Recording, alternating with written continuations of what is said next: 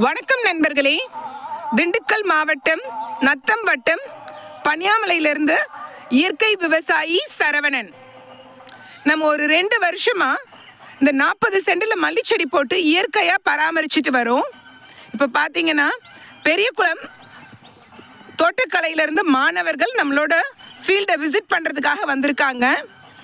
இங்கே இந்த மல்லிச்செடிக்கு நம்ம என்னென்ன இயற்கை இடுபொருட்கள் தரோம், பூச்சியை கண்ட்ரோல் பண்ணுறதுக்கு, நிறைய பூ எடுக்கிறதுக்கு, பூவோட சைஸ் பெருக்கமாக இருக்கிறதுக்கு, இதுக்கெல்லாம் நம்ம என்ன மாதிரி இயற்கை இடுபொருட்கள் தரோன்றதை பற்றி இப்போ நம்மக்கிட்ட விசாரிச்சிட்டு இருந்தாங்க.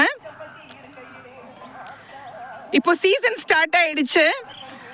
நம்ம பார்த்தீங்கன்னா 4 கிலோ வரையும் எடுக்கிறோம். இன்னும் இது நமக்கு இன்க்ரீஸ் ஆகும். நம்ம இயற்கையில் இந்த மல்லிச்செடிகளை பராமரிச்சுட்டு வர்றதுனால நம்மளோட தோட்டத்தை பார்க்கலாம், நல்ல பூ எடுத்திருக்கு. இப்போ நம்மளோட பூ சைஸையுமே பாருங்க,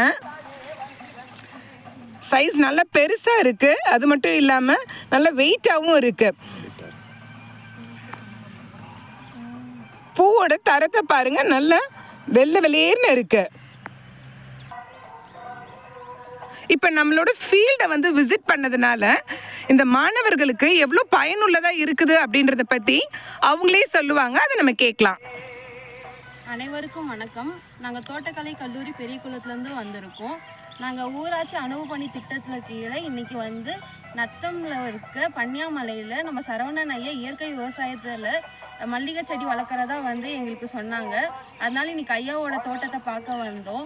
இங்கே நாங்கள் இந்த 3 வருஷம் படித்ததை தாண்டி ஐயா இயற்கை விவசாயத்தில் 5 தழை 10 தழை, அதை தவிர மீன் அமில், இந்த மாதிரி பல விதத்தை போட்டு இங்கே இயற்கை விவசாயத்தில் கடந்த 2 ஆண்டுகளாக நல்ல மகசூல் பெற்றுட்டு வராரு.